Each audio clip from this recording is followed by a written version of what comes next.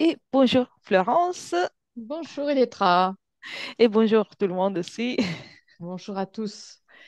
Aujourd'hui, on est ensemble pour faire l'enquête numéro 284. Comme d'habitude, tu ne connais pas le sujet Non. et on va le découvrir ensemble dans le sens littéraire du terme. Donc, ça va être très intéressant. Pour ceux qui nous écoutent pour la première fois, ces enquêtes sont faites par plusieurs départements, donc par plusieurs binômes, dans plusieurs langues. Et on utilise toujours le même protocole pour faire, pour analyser et trouver des informations en commun. Donc, quand tu es prête, Florence, on peut y Je aller. suis prête, on peut y aller. Bien. Alors, commence par te détendre et tu inspires et tu expires calmement. Tu continues d'écouter ma voix et uniquement ma voix. Tu te détends, tu détends un corps, de plus en plus détendu à chaque expiration. Je vais maintenant compter de 1 à 3 et à mon 3, observe ce qui se passe à niveau subtil dans les cerveaux d'une personne souffrante d'un handicap congénital qui développe des compétences étonnantes en art, en musique ou en mathématiques. Après un traumatisme crânien, un accident vasculaire cérébral ou un autre accident du système nerveux central. Et si tu veux, je répète la question. Je veux bien, s'il te Bien, plaît. bien sûr. Bien. Alors, observe ce qui se passe dans le cerveau d'une personne qui souffre d'un handicap héréditaire et que suite à un accident vasculaire ou un traumatisme crânien ou un accident du système nerveux central, commence à développer des compétences étonnantes en art, en musique, en mathématiques ou d'autres compétences. Ok. Un, deux et trois. Alors déjà au niveau du cerveau, je vois il y a des endroits comme des vaisseaux qui sont beaucoup plus gros D'accord. qu'un vaisseau, qu'un cerveau classique. Et ouais, donc déjà j'observe ça. Oui, Ça se situe plutôt intéressant. sur le haut du cerveau, de ce que je vois pour l'instant, mais ça descend aussi derrière. Euh, oui, ça descend derrière. Ok. Intéressant. Euh, je te répète quand même de nouveau la question. Peut-être il y a des Ouais. informations qui arrivent parce que c'est une question très longue. Mm. Donc, observe ce qui se passe à un niveau subliminal dans le cerveau d'une personne souffrant d'un handicap congénital qui développe de nouvelles compétences étonnantes en art, en musique ou en mathématiques suite à un traumatisme crânien, un accident vasculaire cérébral ou un accident du système nerveux central. Tu me dis s'il y a d'autres informations qui se manifestent. Ok. Je vois,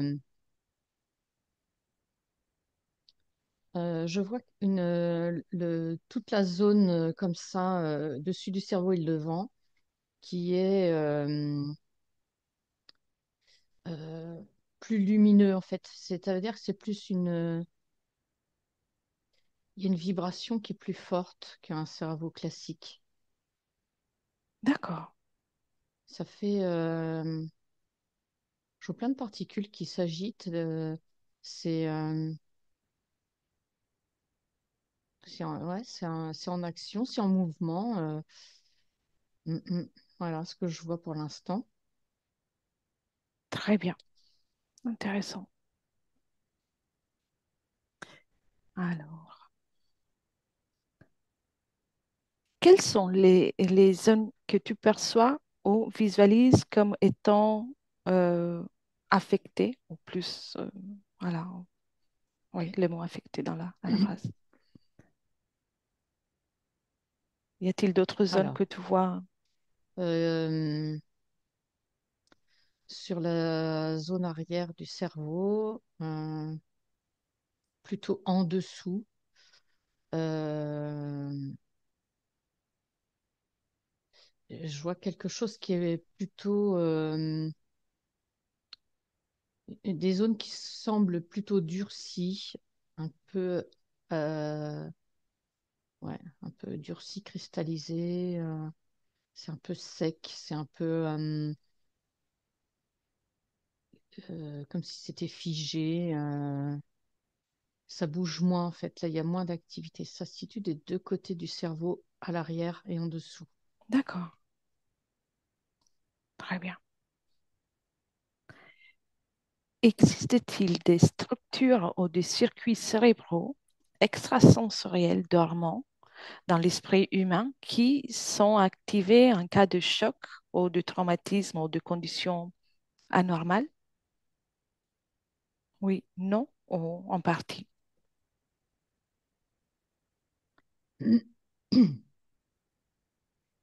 Alors, ce que je vois, c'est que effectivement, il y a des. Alors, ce que je vois, c'est plutôt au centre du cerveau. Oui, C'est là, il y a une zone qui est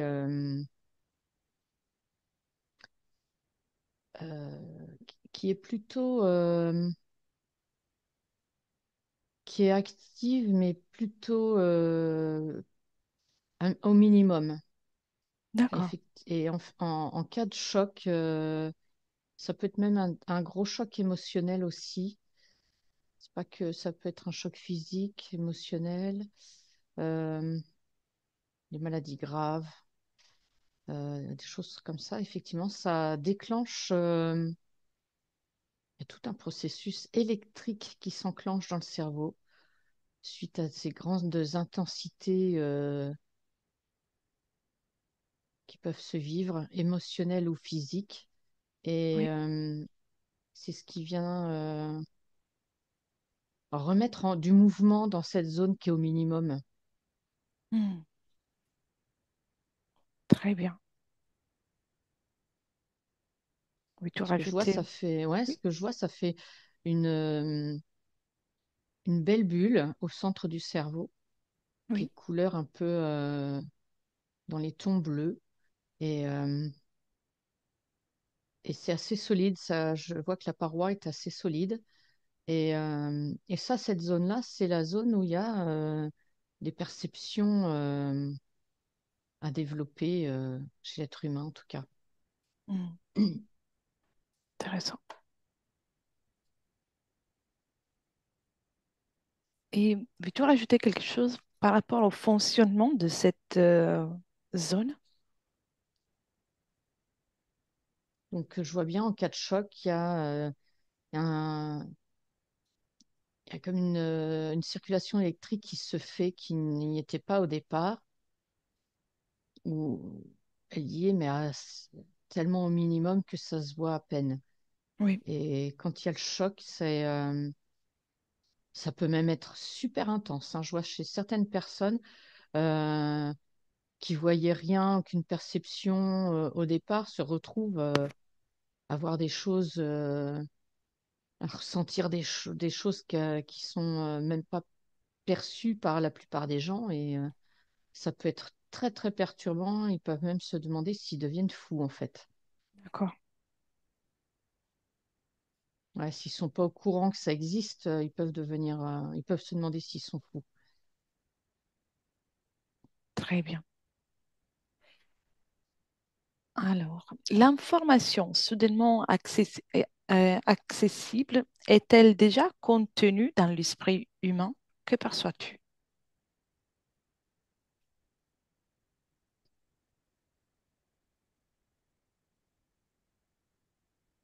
Je veux bien que tu me répètes, s'il te plaît. Oui. L'information soudainement accessible, donc cette activation que tu as perçue, est-elle déjà contenue à l'intérieur de l'esprit humain? C'est quelque chose qui fait. partie déjà du Ouais. cerveau ou, ou c'est une connexion extérieure? Euh, Alors, ce que je vois, c'est quelque chose qui est endormi, qui peut être endormi dans le cerveau. Euh, je vois pas de connexion Mhm. extérieure. Par contre, quand il y a cette surcharge électrique qui se déclenche, ça ouvre tellement de perceptions que, effectivement, là, la personne, ça l'ouvre sur des informations, un accès à des informations qu'elle n'avait pas avant. D'accord, Des accès dans l'éther, des très bien, informations vraiment. Ouais. Ah ouais, ouais, je vois ça. Ça fait une ouverture. Il y a plein, plein de choses qui peuvent arriver. C'est incroyable. très bien.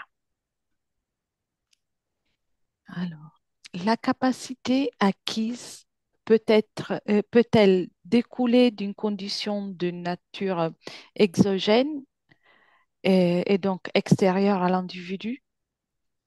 Ça revient un peu à ce qu'on disait. Mm. Dis-moi si tu Ouais. vois autre chose.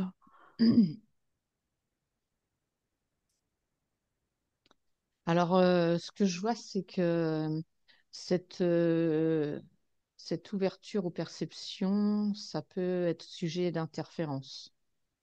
Hmm, d'accord, Surtout, surtout quand je vois que la personne, elle est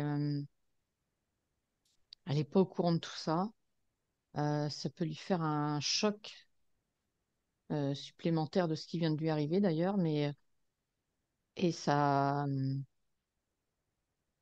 peut être sujet à interférence. Ouais. oui, D'ailleurs, je vois que s'il y a une interférence qui s'installe, euh, les informations, pour le coup, elles vont être. Il y en a des fausses qui arrivent. d'accord.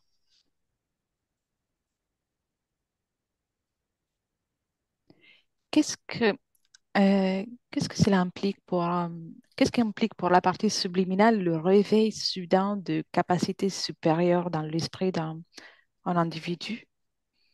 Comment la partie subliminale vit ça?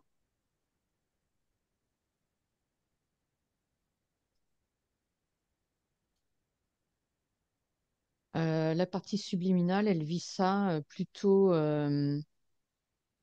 Moi, ce que j'entends en premier, c'est ah, enfin, ça s'ouvre. D'accord. Ouais, c'est plutôt de cet ordre-là. Il y a plutôt, je vois, je vois la partie subliminale comme je la vois en action. Euh, Elle rebranche des prises qui n'y étaient pas et ça l'active complètement pour ouvrir plein d'autres choses en fait, ouais, pour faire plein d'autres expériences. Hmm, très bien. Alors, la partie fixe du protocole est terminée, donc je te dis Mm. déjà de ce qu'on parle. On parle du syndrome de savant acquis, donc cette D'accord. acquisition d'informations qui peuvent être très scientifiques suite à un accident. Mhm. Et, et justement, quand j'utilise cette phrase syndrome du savant acquis, est-ce qu'il y a des informations que tu perçois?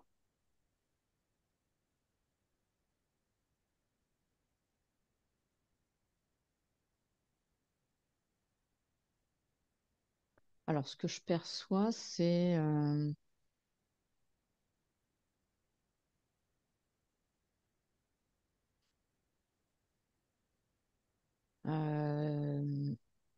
je perçois des sensations physiques dans mon corps et ça coince au niveau de mon torse, ça se resserre et ça pourrait même être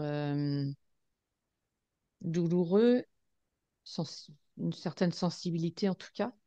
Et, euh, et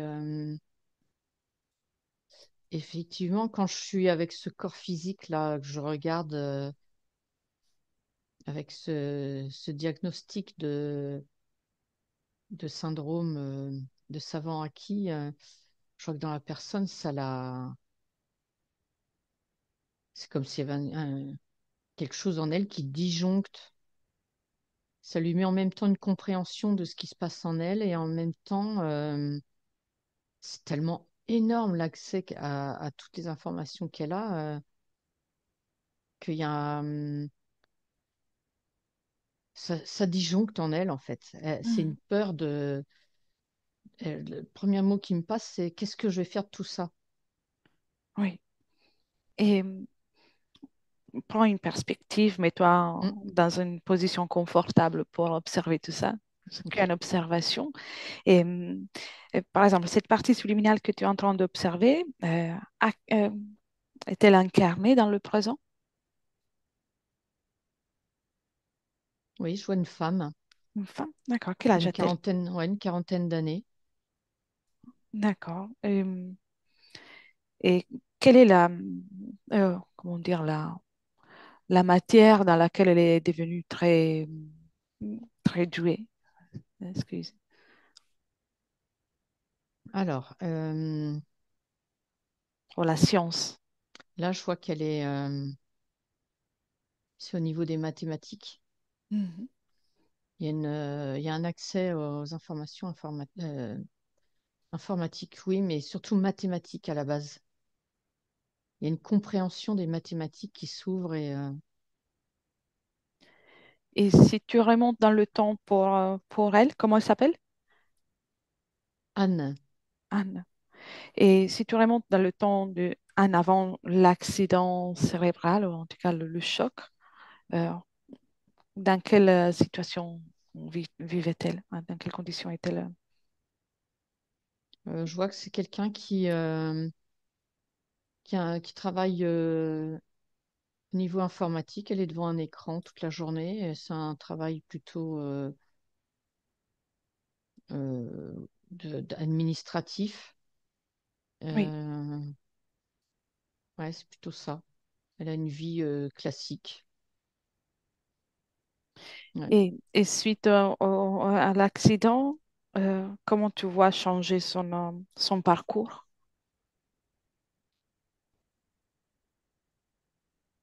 Alors, il y a tout un... Parce qu'elle comprend pas trop ce qui lui arrive. Et il y a tout une période d'adaptation à ces nouvelles possibilités qui se développent en elle. Et je vois que quand elle reprend le travail, euh, elle va utiliser cette possibilité-là pour refaire des formations et s'orienter plus vers le niveau scientifique. Oui. Être plus là-bas, s'orienter pour être prof dans des grandes écoles, par exemple, pour enseigner. Elle a envie d'enseigner aux étudiants. Et comment, d'un point de vue énergétique, et subliminal, est vécu tout ce changement? Au niveau subliminal, je vois la partie subliminale, elle est super occupée et elle est super occupée à maintenir ces fonctions-là et à les accueillir. Et en même temps, elle voit que la partie physique, il y a une période qui est un peu compliquée c'est un changement de vie total, en fait, qui arrive et elle est en appui sur cette partie physique. Elle fait ce qu'elle peut, en tout cas, pour la maintenir dans la confiance. Donc, ça demande plus d'efforts pour garder un équilibre. Ouais, ouais, ouais. D'accord. Ce changement, pouvons-nous dire que c'est un changement majeur par rapport à tous les autres changements qu'on peut vivre dans la vie euh, du quotidien? C'est quelque chose qui se différencie? Euh, alors, je regarde.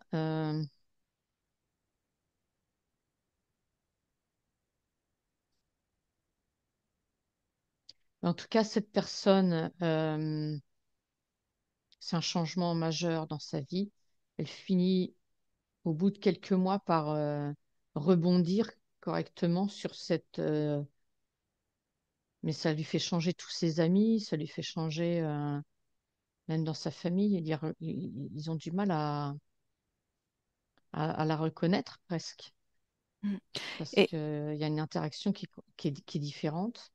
Et il y a des gens qui supportent pas ça, hein. Je vois qu'il y a d'autres personnes qui peuvent subir des chocs comme ça et d'avoir des compréhensions et qui se cachent de ça, hein. Ils ont peur du d'accord, changement. Mm. oui. Et déconnecte de Anne Mm. et cherche maintenant un partie subliminale de quelqu'un qui a, qui a eu accès à toutes ces informations, mais que avant d'avoir cet accident, qui s'est produit cet événement, il s'est trouvé dans un état de handicap. D'accord. Est-ce et observe d'abord, garde qu'il y ait une perspective dans le. Ouais, j'ai quelqu'un qui est en fauteuil, effectivement. D'accord, Depuis sa naissance, il n'a pas l'utilisation de ses jambes il peut pas marcher. d'accord. Et observe d'un point de vue subliminal comment il vit avant l'accident, Mhm. avant qu'il y ait ce changement. Il a plutôt une vie simple, mais je sens il est dans une institution et c'est pas toujours facile ça lui correspond pas trop en fait cette vie-là, mais bon, voilà, il essaye de s'adapter du mieux Mm. qu'il peut. Et avance dans le temps après l'accident, le traumatisme crânien ou accident Mm. cérébral. Comment tu le vois? Alors je le vois, c'est très compliqué pour lui cet accident cérébral. Je le vois alité de longs mois. Et en même temps qu'il est alité de longs mois, il a quelque chose. C'est à l'intérieur de sa tête, je vois toutes les zones sont éclairées D'accord. et ça travaille je le vois, il regarde la télé et là il a une compréhension de ce qu'il voit au-delà de ce qu'il voit en fait. Mm. Ouais, il arrive à lire à travers les gens. Et c'est ce qui va lui permettre de, de pouvoir remettre son corps en action après cet accident cérébral. D'accord. Donc, suite à ça, il parvient même à retrouver la notoriété. Ouais. Euh, Alors, il va retrouver au moins la motricité de ses membres supérieurs, oui. son corps d'ailleurs. Je vois, il finit par se rasseoir dans son fauteuil. Et c'est dingue. Je vois même au niveau neurologique, il y a les pieds qui peuvent rebouger un peu. Mm. Ah, Bien. ouais, formidable. Mm. Et quelle est la compétence avec laquelle il s'est reconnecté ou entré en contact?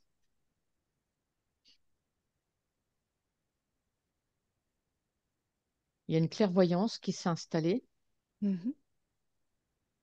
et ouais, par cette clairvoyance, il arrive à voir à lire les gens en fait. Et, euh, et il arrive à lire à l'intérieur de lui. Et je vois qu'il arrive à suivre les, ces terminaisons nerveuses à l'intérieur de son corps. Et c'est grâce à ça qu'il va pouvoir refaire bouger son corps, ses membres et les pieds. Les pieds, ça peut aller jusqu'aux pieds, c'est génial pour lui. Bien. Et d'un point de vue subliminal, comment tout ça, d'un point de vue purement énergétique, comment tu le vois vivre et expérimenter ça? Alors lui, je le sens plutôt joyeux d'utiliser ça parce que ça vient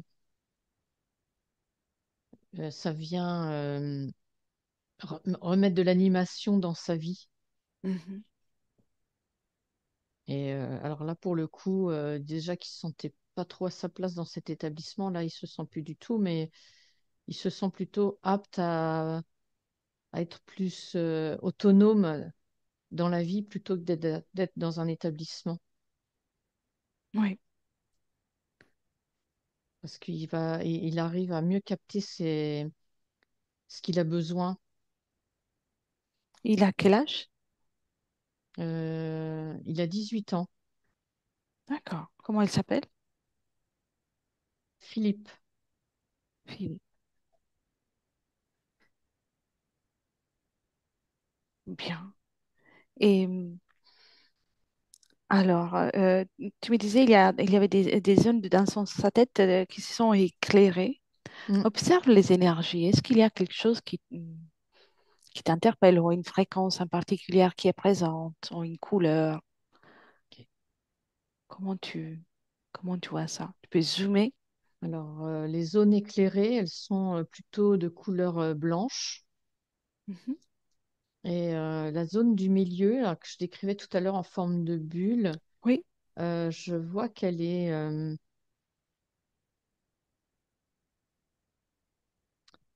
Alors, chez lui, elle est plus petite que chez Anne.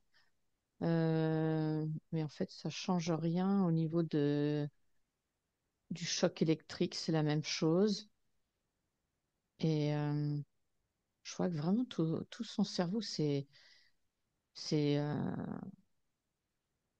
c'est mis en vie. Ouais, j'ai une sensation de ça. oui, Euh, ouais, ça fait vraiment si quand on rentre dans une pièce, qu'on allume la lumière, ça met de la vie et je sens vraiment que ça a fait ça dans son cerveau. Comme si son cerveau, il était au minimum aussi, voilà, petite vie tranquille avec son handicap, mais et puis d'un seul coup, paf, c'est carrément les gros projecteurs qui s'allument. d'accord. Donc on peut dire qu'il a commencé à utiliser une partie majeure de son cerveau, un Ouais. pourcentage majeur de son cerveau. Ah bah là, ouais, ouais, ouais, ouais. Mm. Ouais. Et Mm. par rapport à une personne lambda, même si je Mhm. n'aime pas Ouais. trop cette appellation, il utilise plus ou moins. Quelle est la différence que tu vois du fonctionnement de son cerveau? C'est plus au niveau de ses perceptions. Hmm, Ouais. d'accord, Ouais, ouais. Ah ouais, c'est net. Complètement net. C'est même chez lui, en tout cas, je voyais ça aussi chez Anne. En ce qui concerne la zone conc- concernant sa, sa clairvoyance, là, je vois que c'est carrément ouvert, en fait. C'est carrément en fonctionnement optimal. Et oui, chez Anne, je voyais aussi, c'était optimal au niveau de la fonctionnalité des maths, des mathématiques. C'est ouais, complètement ouvert. intéressant. Et justement, par rapport aux compétences, donc, par exemple, Anne est dans les mathématiques et Philippe dans la clairvoyance et l'observation même du système nerveux. Mm. Mm. Ces deux compétences sont perçues de la même façon par le cerveau, en fait, dans le sens que une est plus abstraite qu'une connaissance en mathématiques. Comment réagit le cerveau dans ce sens, Ouais. dans cette C'est analyse? le cerveau, je vois une irrigation qui est plus. Il y a plus d'irrigation en fait. Ouais, Oui, ouais, ouais. dans les deux cas. Ouais, dans les deux cas. Ouais. Mm. Et donc, pour le cerveau, une compétence ou l'autre, c'est quelque chose, voilà, il n'y a pas une différence comme. Non, je vois pas de différence. C'est juste la zone qui a été mise en électricité plus forte à ce moment-là, et cette zone-là est allumée.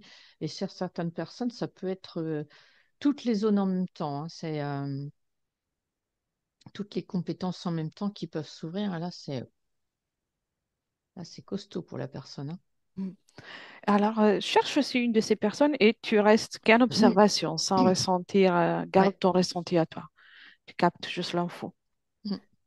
Et comment ça s'est produit, cette, euh, cette activation cérébrale? Alors, donc, je vois quelqu'un, effectivement, il y a toutes les zones qui se sont allumées, là. Et là, ça fait. Il n'y a pas qu'un endroit qui est, qui se met en électricité plus intense. C'est vraiment toutes les zones. Et je regarde dans quel sens ça fonctionne, ça. C'est un homme, une femme?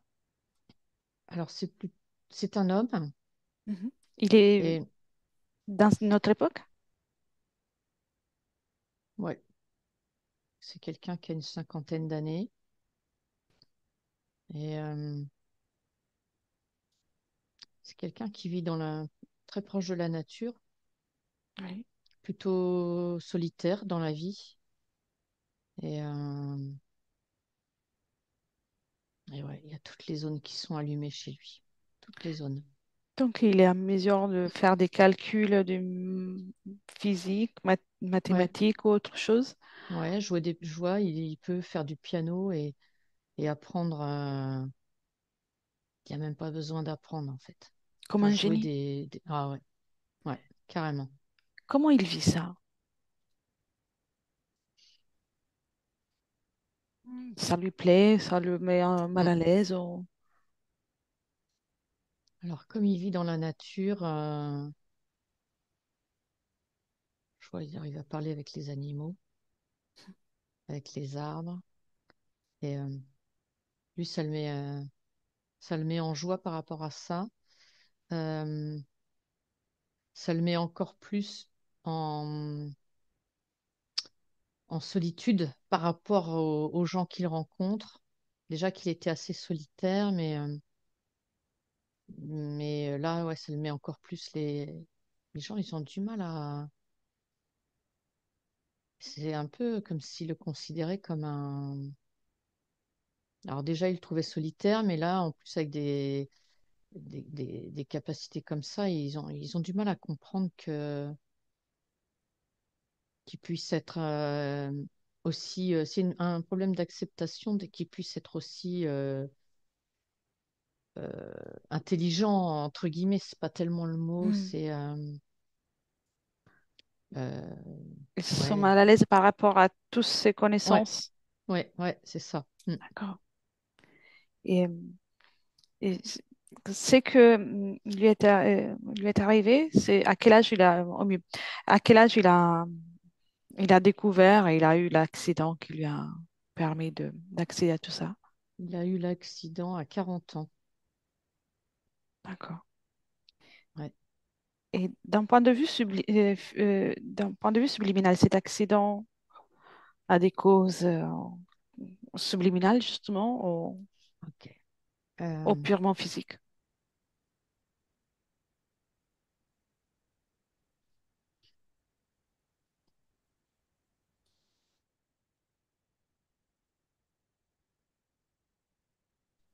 Bah, c'est arrivé, il a eu un choc émotionnel. Sa femme est décédée et ça a provoqué un accident cérébral derrière. Hmm. Mais je vois pas Oui, je vois pas d'interaction. c'est une réaction physique à la C'est douleur. physique. Oui. Ouais, c'est physique. Et dans son cas aussi, donc il y a, tu me disais, il y a tout ce qui s'allume. Mm. Observe le comportement en subliminal au niveau de son cerveau. Ah bah alors là, elle est encore plus en action que tout à l'heure, hein. Ah ouais, ah ouais, c'est incroyable. Là, ça va. C'est comme si elle était en hyperactivité, la partie subliminale. En même temps, et en même temps, je sens comme une normalité de voir Oui, toutes ces facultés développées. Et ça fait, par contre, la partie subliminale, elle est en hyperaction parce qu'effectivement, ça fait un tel changement entre la partie physique avant et maintenant que, il y a une certaine cette hyperactivité de la partie subliminale fait c'est pour soutenir la partie physique qu'elle fait ça. mm. Comme si toutes ces compétences demandent davantage d'énergie, davantage d'investissement d'un point de Ouais, vue subtil. ouais, ouais, ça demande plus d'énergie, oui. Mm. C'est juste le temps de trouver un rythme. Oui, Et après, une fois que la partie physique, elle a trouvé son rythme au niveau de la partie subliminale, ça se stabilise. Mais je vois que ça fait, euh, ça fait aussi une sorte d'éclairage d'augmentation de fréquence de la partie subliminale. oui. Donc, si c'est bien géré, ça peut, Mm. euh, ça permet comme une mise à jour, un perfectionnement Ouais, c'est de ça. tout, de tout Mm. l'être, de Ouais. l'être Mm, dans sa mm. totalité. Ouais, ouais, c'est ça. Mm. D'accord. Et tu vois des différences entre ce monsieur et Anne et Philippe, ou même si chacun à des endroits différents du corps a vécu la même explosion quelque Mm, part. mm, mm. C'est plus intense chez le monsieur où tout s'est ouvert d'un coup, là. C'est beaucoup plus Oui. intense. Ouais. Oui, donc il y a une différence. Ouais, ouais. Mm. Le fait que ce soit été général, donc tout s'est ouvert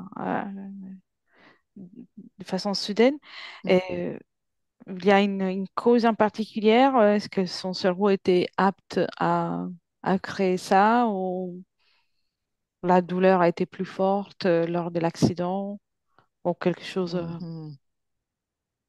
ou rien à voir même? Ouais, ouais.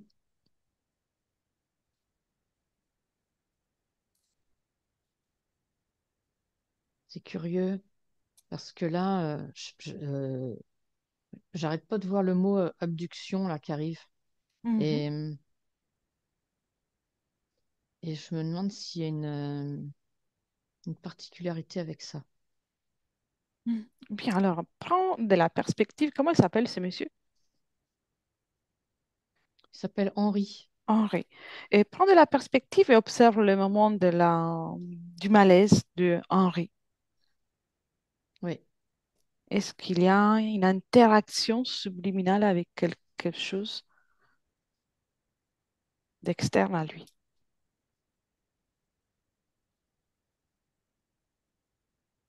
Ah, ok, ça y est, je vois. Je vois Mhm. dans, je vois dans son cerveau, il y a un implant comme une bille ronde sous le cerveau. Et Hmm. sous cette bulle que je voyais tout à l'heure.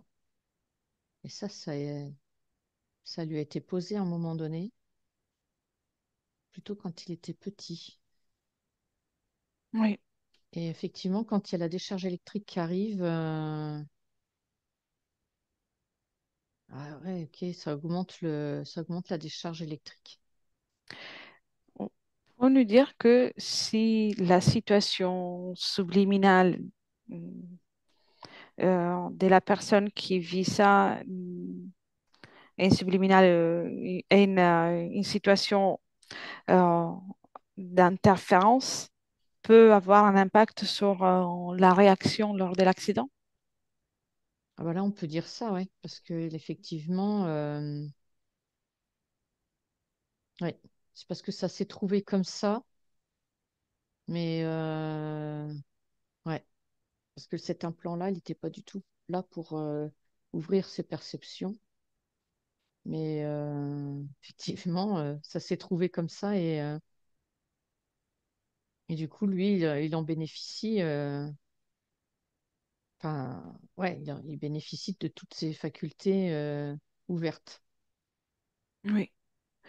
Si tu déconnectes de cette observation et tu Mm. observes une, une- une ligne de temps dans laquelle Henri vit le même malaise, mais sans l'implant, sans Ok. une condition de co-création avec d'autres êtres. Comment il va vivre ce changement? Donc, ça lui ouvre quand même ses perceptions, toutes les perceptions. Ça change pas. Il y a juste l'intensité électrique qui va être moindre, mais ça lui Hmm. ouvre quand même toutes ses perceptions. Et, euh, et alors, dans une autre ligne de temps, effectivement, là, c'est un peu plus compliqué pour lui de toutes ces ouvertures de perception. Et il y a un temps d'adaptation qui va être nécessaire aussi. Même s'il n'y a pas Mm. l'implant. Ouais, même là, je vois pas, il y a pas l'implant. Et ouais, sur notre ligne de temps, je vois il va les utiliser, ces perceptions en tout cas. Ouais, D'accord, ouais. Ouais, ouais, il va les utiliser dans la vie physique, il va s'en servir. très bien. Tu peux déconnecter de Mm, ça et viens dans notre ligne temporelle, dans le mm. présent, Ok, et tu me dis d'abord comment tu te sens. très bien. Et au départ de la session, tu voyais les vaisseaux avec les cerveaux avec des vaisseaux plus épais, plus gros, Mm, plus ouais, et comme avec une vibration différente. mm, Et c'est quelque chose que potentiellement peut avoir chaque être humain. oui. D'accord. Par contre, c'est vrai qu'il y a certains cerveaux certains fonctionnements de cerveau qui pourraient.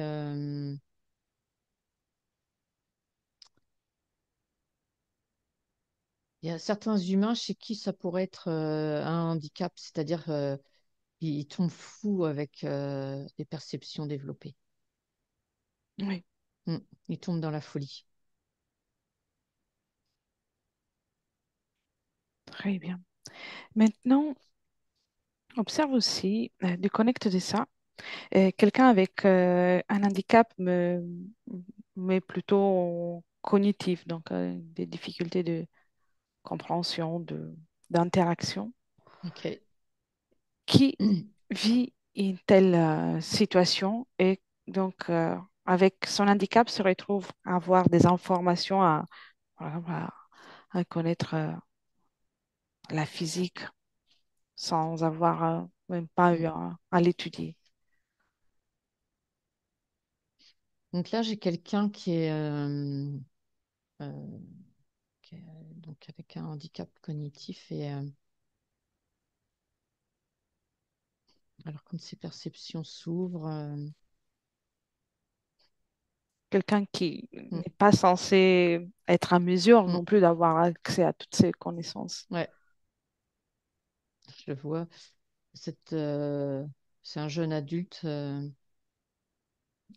qui se met à parler des langues étrangères comme ça, d'un coup. Mhm. Lui, il les comprend pas. Et, ses parents, par contre, ils sont complètement étonnés, surpris. Ils comprennent pas ce qui se passe, en fait. Mm. Il a aussi des connaissances scientifiques soudaines. En tout cas, il y a cette capacité-là mathématique, par exemple, Mhm. qui s'est réveillée. Et ouais, je le vois, il écrit des formules. Il s'est D'accord. mis il s'est mis à dessiner, en fait, à peindre, et il écrit des formules dans ses peintures, dans ses dessins. Mais il comprend pas du tout ce que ça veut dire, mais en tout cas, il est capable de les écrire. Et comment tu vois l'activité cérébrale d'un point de vue énergétique?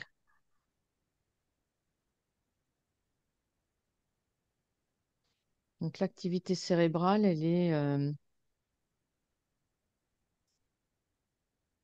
je vois que le cerveau, il a été irrigué. Il y a des zones qui sont plus irriguées. Pareil, c'est, euh, j'ai cette sensation que le cerveau, il respire mieux. Hmm. Alors les zones qui sont touchées au niveau cognitif, je vois bien je vois bien la rupture qui empêche une compréhension. Il y a quelque chose de, oui, je sens une espèce de rupture, mais le reste, ouais, c'est pareil, ça fait une respiration qui s'installe dans le cerveau, quelque chose qui s'éclaire.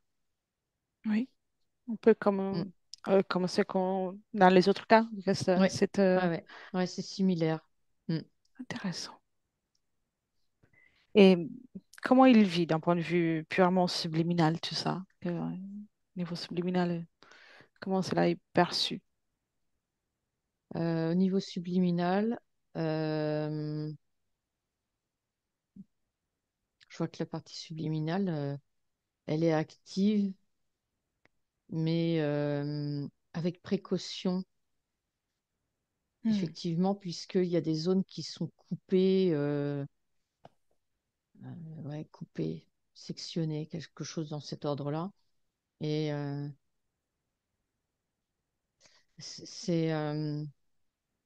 je sens qu'elle prend soin de ces parties de cerveau qui sont dysfonctionnelles Oui, et en même temps, euh,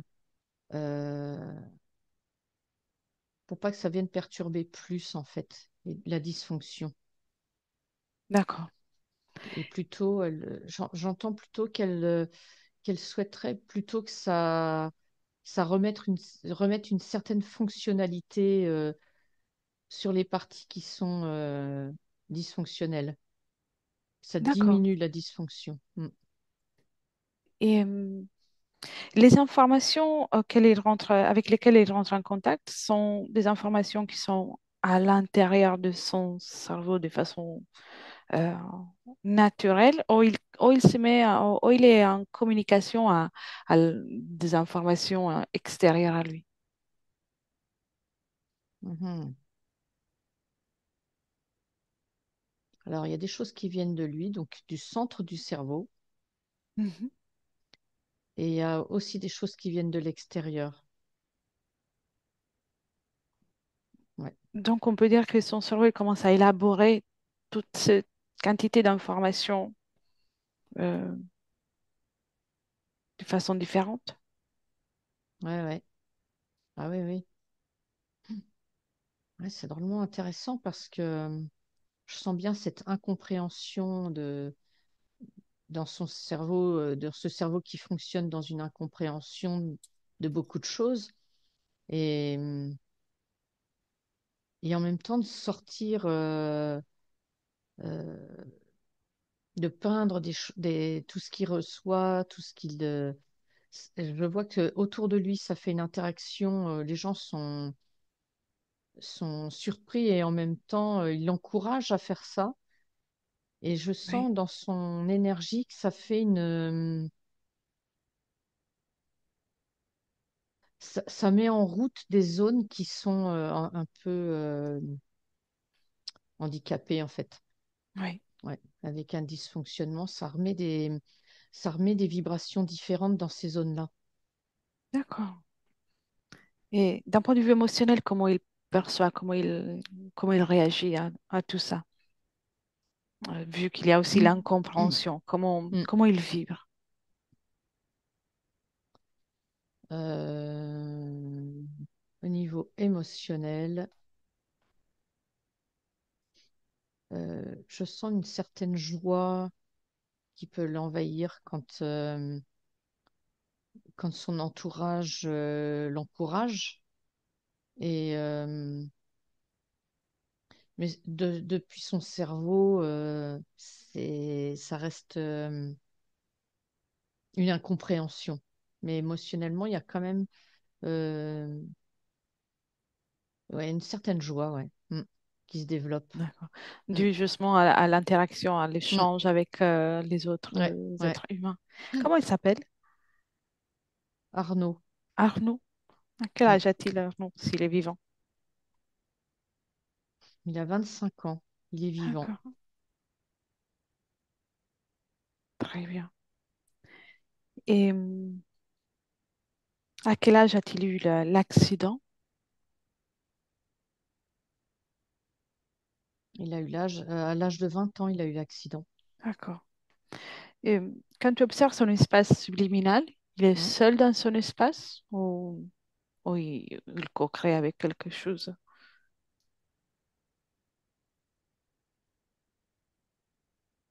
une co-création. Mhm. Qui est présent avec lui? Je vois quelque chose de poulpoïde. D'accord. C'est lui, c'est l'être qui est à l'origine de l'accident.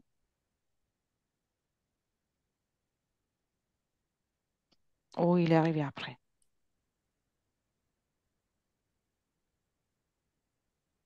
Alors là, pour le coup, il est arrivé après. On est dans le schéma là de l'ouverture des perceptions qui peut être un sujet d'interférence. Mhm. Avec son incompréhension, effectivement, il y a une facilité d'interférence. D'accord.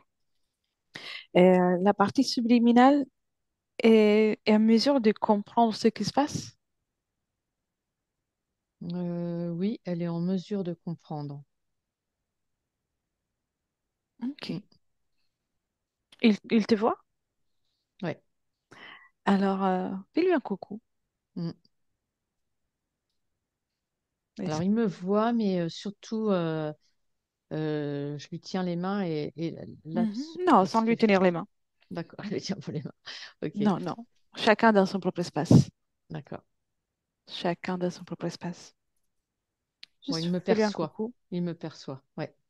D'accord. Par télépathie, Mm, rappelle-lui qu'il n'a pas besoin d'avoir qui que ce soit dans son espace. ok, Et dis-moi s'il réagit.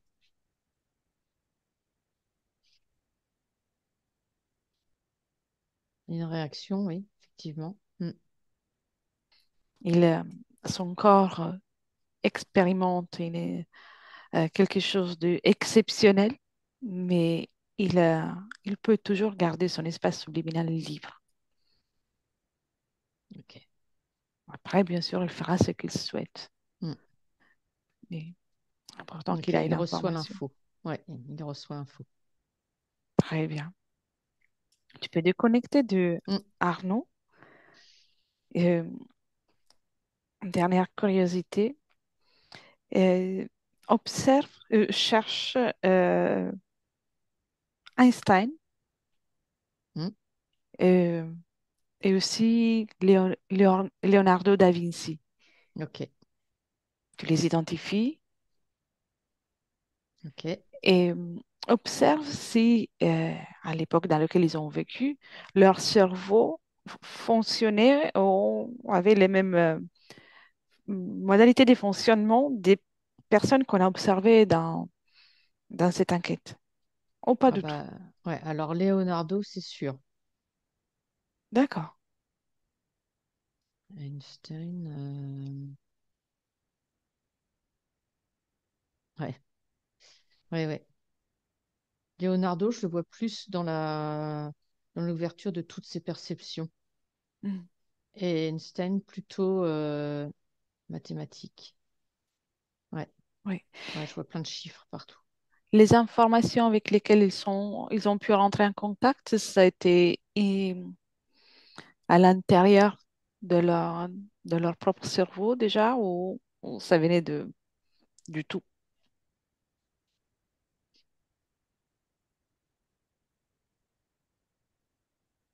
Alors, Einstein, c'est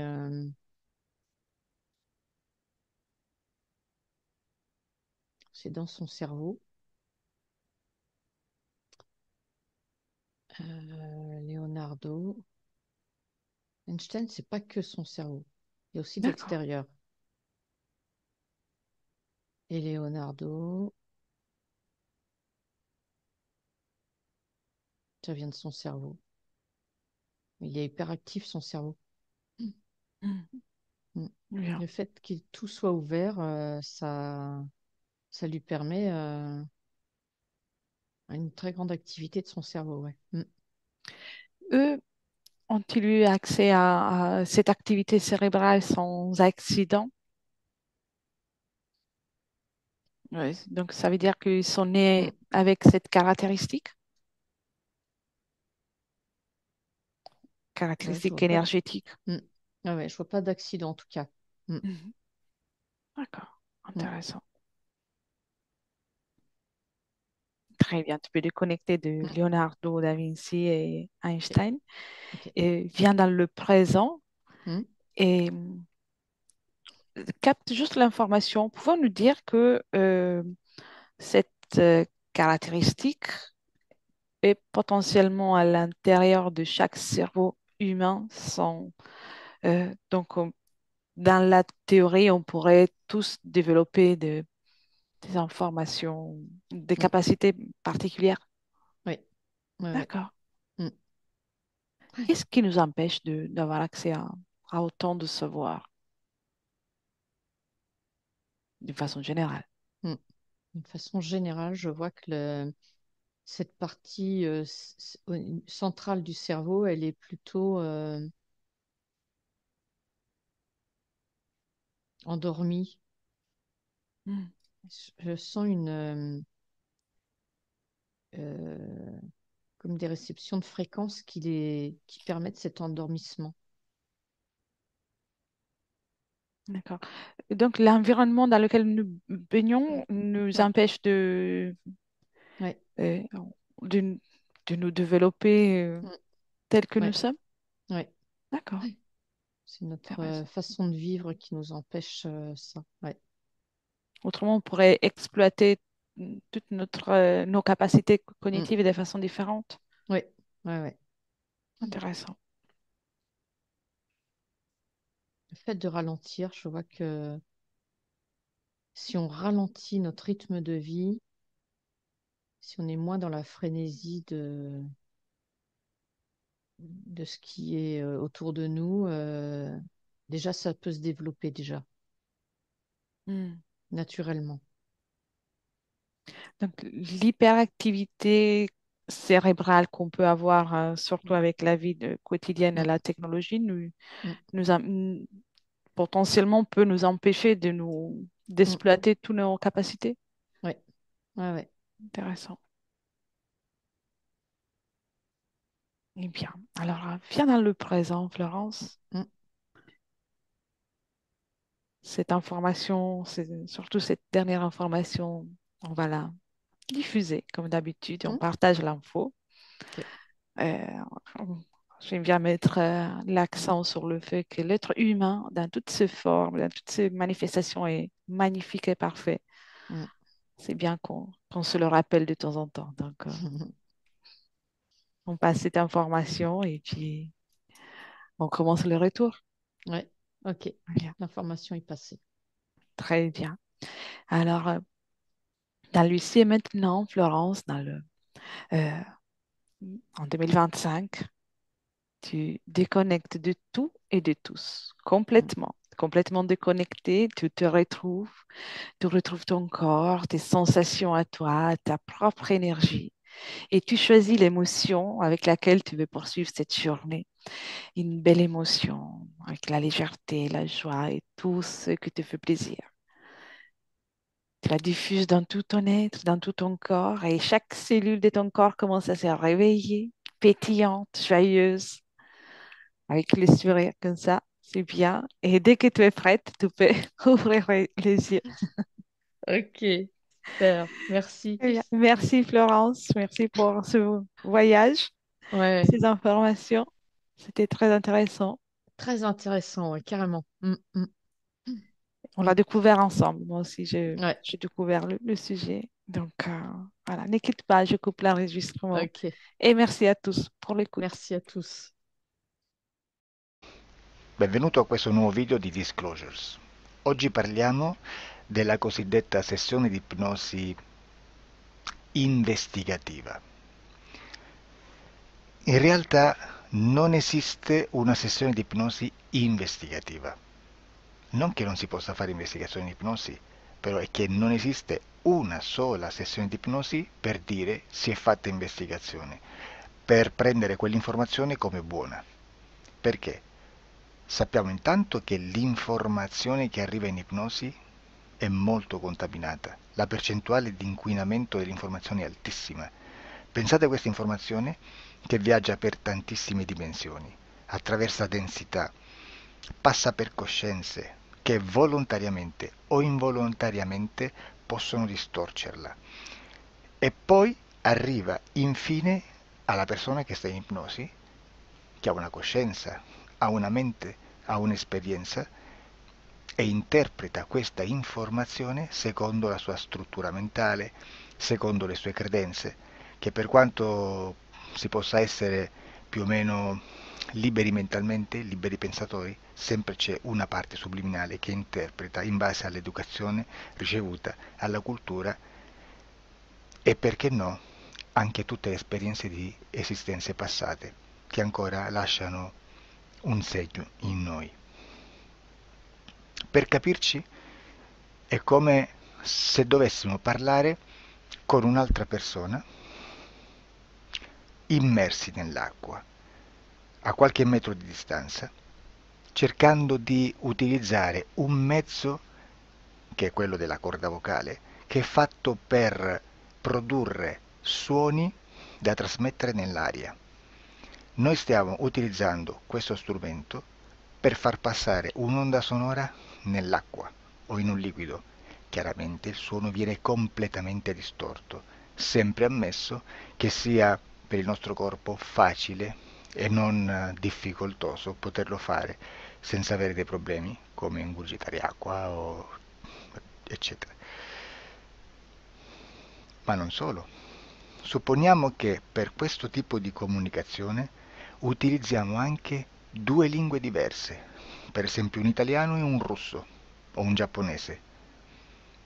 Per quanto possiamo anche interpretare il labiale, non possiamo capire quello che ci sta dicendo, perché la lingua è diversa. La lingua, diciamo, da dove parte l'informazione a dove arriva è completamente diversa, il codice, il linguaggio è diverso, ma possiamo anche cercare di capirci attraverso i gesti, attraverso le espressioni facciali. Per quanto sia ipoteticamente facile poterlo fare sott'acqua, però non dobbiamo dimenticare che l'acqua non è l'aria e può distorcere l'immagine, ma non solo. Dobbiamo anche pensare che l'altra persona, che parla un'altra lingua, che viene da un'altra cultura, potrebbe interpretare i segnali che noi interpretiamo come X in Y. Per noi un sì è abbassare la testa dall'alto verso il basso, per esempio, sì, e il no da sinistra verso destra, no. In alcuni paesi orientali, come le Filippine credo o qualcun altro, utilizzano esattamente gli stessi segni, ma al contrario. No, sì. Immaginate due persone di queste due culture che stanno cercando di comunicare in maniera così difficoltosa e alla fine non gli rimane altro che interpretare il linguaggio corporale. Sì, che per l'altro invece no. Cosa voglio dire con questo esempio estremo? Che l'informazione da dove parte a dove arriva viene completamente deformata. Non sappiamo esattamente quale percentuale perché ogni situazione è a sé stante, però la percentuale di inquinamento, di distorsione, di contaminazione di questa informazione è assolutamente alto. Quindi fare una sessione investigativa, mettere una persona in ipnosi e chiedere di Tizio Caio Sempronio di una situazione o chiedere certi dati è assolutamente controproducente. è assolutamente inutile. Quindi vi chiederete, cosa fate allora voi quando fate ipnosi, quando fate delle domande, quando cercate delle risposte e con queste informazioni che vi arrivano lavorate sulla situazione esoterica del cliente? Beh, non facciamo altro che recuperare questa informazione solamente per arrivare al problema del cliente e poi lavorarci. Quindi il valore dell'informazione non è quello di un'istruzione, quello di memorizzare dei dati e di prenderli per buoni, ma è un veicolo di movimento, di trasporto verso la causa del problema per poi lavorarci. Quindi lo scopo di questo tipo di informazione che si prende dalla singola sessione è completamente un altro. Come si fa quindi? Investigazione in ipnosi. Il lavoro non è semplice, il lavoro è lungo, difficoltoso, stancante. È necessario farlo anche in squadra perché bisogna moltiplicare il numero di sessioni da fare e una sola persona potrebbe farlo soltanto in un tempo estremamente largo. Noi abbiamo delle informazioni che prendiamo ormai per buone, ci lavoriamo, danno dei risultati e quindi per noi sono buone. E come abbiamo fatto ad avere queste informazioni? Per esempio, come facciamo a sapere che un extraterrestre chiamato il cosiddetto grigio è più o meno alto X, poi ci sono magari quelli anche un po' più alti, ma hanno un corpo strano, hanno una pelle grigio-verde, hanno degli occhi grandi a mandorla, neri, senza una pupilla visibile, non hanno quasi bocca né naso né orecchie, hanno soltanto delle fessure, non hanno organi genitali, hanno degli arti molto più lunghi rispetto alla proporzione che potrebbe avere il corpo umano, e di solito hanno meno dita delle 5 del corpo umano, eccetera, eccetera, eccetera. O se no prendiamo un altro tipo di essere che possiamo incontrare in ipnosi, come facciamo a dire che hanno delle somiglianze con i rettili, gli animali rettili terrestri o gli invertebrati, gli insetti terrestri? Perché? Perché siamo sicuri di questa informazione e ci lavoriamo e quando ci arriva la prendiamo già per buona, nonostante sia anch'essa contaminata. Perché queste informazioni sono arrivate da tantissime sessioni, fatte da tantissime persone, con tantissime altre persone sotto ipnosi e che nel contesto di tutto il lavoro gli uni non sapevano degli altri. Questo dato può essere più o meno rilevante, sempre c'è contaminazione e quindi possiamo prendere per buono anche un gruppo di lavoro dove l'uno possa sapere dell'altro. Ci potrebbe essere una contaminazione del contesto di quel gruppo di lavoro, ma si aggiunge semplicemente una piccola percentuale di questa contaminazione a già la grande che esiste. Non è così impossibile lavorarci. Da tutte queste sessioni, da questo grande numero di sessioni, migliaia, diciamo migliaia, noi prendiamo solamente quell'informazione che è uguale a tutte, che è in comune a tutte, o a quasi, perché magari qualcuna ci potrebbe essere niente in comune per una fortissima contaminazione, perché no? Ma dobbiamo prendere una stragrande maggioranza, proporzionalmente abnorme rispetto a quello che potrebbe essere un minimo di scartabile,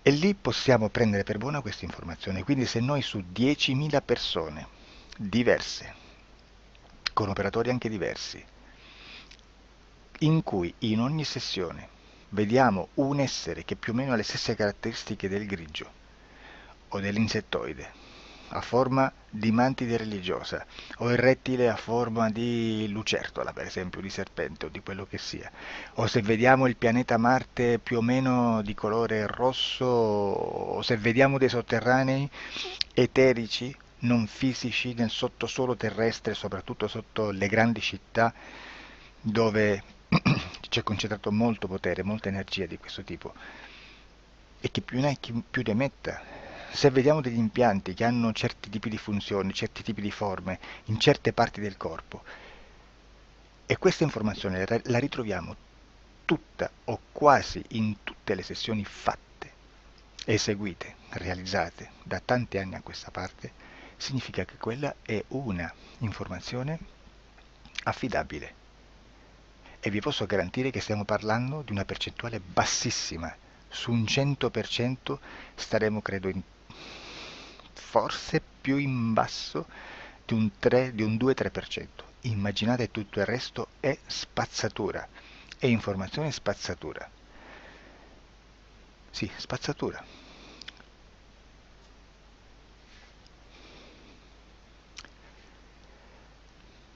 C'è anche un'altra cosa da dire. Supponiamo che un operatore faccia un'ipnosi e voglia andare a vedere cosa fa Tizio, cosa fa Caio, cosa fa Sempronio. Arrivano delle informazioni e si dice che Tizio è biondo, Caio è zoppo e Sempronio è uno sportivo. Intanto già abbiamo detto che una sessione soltanto non serve, d'accordo? Ma poi c'è da dire che una coscienza, un essere, in ambiente subliminale, la sua parte subliminale potrebbe non dare autorizzazione a questa fuoriuscita di informazioni. Mi potreste dire, e allora tu quando chiedi agli esseri cosa fanno, cosa non fanno? Beh, intanto la prendo sempre con le pinze perché abbiamo sempre detto che tutto è molto contaminato e mi serve solo per dirigermi da una parte. Ma c'è anche da dire che se un essere interferisce con l'altro, ha aperto un canale di comunicazione a cui non può ovviare, a meno che non lo recida, non lo annulli. Quindi quando io faccio la domanda a un essere, se lo faccio attraverso l'interferito, mi arriva l'informazione per un canale aperto che sottostà alla volontà dell'interferito. Sulla volontà dell'interferito parleremo in un prossimo video disclosures. Però, se io voglio fare un'investigazione sopra Tizio, Caio e Sempronio che non hanno nessun collegamento, nessuna interazione e nessuna interferenza con il soggetto con cui io sto realizzando l'ipnosi, non è detto che mi arrivi questa informazione. Assolutamente. Potrebbe esserci completamente un muro. Come potrebbe esserci informazioni perché quell'altra parte potrebbe autorizzare comunque. Ma non è detto. E comunque quando ci arrivano informazioni, in una situazione di non interferenza o non interazione, non possiamo sapere esattamente se sono informazioni che ha autorizzato la parte subliminale dell'altra persona o dell'altro essere, o qualche altro essere, qualche altra entità furba, approfitta della situazione, osserva quello che sta succedendo, si mette in mezzo, si fa passare per l'altro e dà informazioni, ovviamente distorte, prima perché poi non è detto che debba conoscerle, e anche se fosse potrebbe manipolarle a sua volontà e a suo vantaggio. E quindi immaginate che situazione ridicola ci si viene a trovare, in quale situazione ridicola ci si viene a trovare in questi casi. Da qui si vede quando un operatore riesce a utilizzare l'informazione in ipnosi come per lavorare su un soggetto. Da qui l'osservatore attento delle sessioni di ipnosi riesce a capire se quell'ipnosi è un'ipnosi affidabile, un'ipnosi con un livello di informazione certa, con una alta percentuale di informazione certa. Non vi nascondo che in futuro potrei anche impostare un lavoro per decifrare che livello di certezza di informazione c'è in un'ipnosi, analizzandola e spiegando il perché, spiegando i meccanismi di analisi di un'informazione in ipnosi, che poi anche è molto istintivo. Supponiamo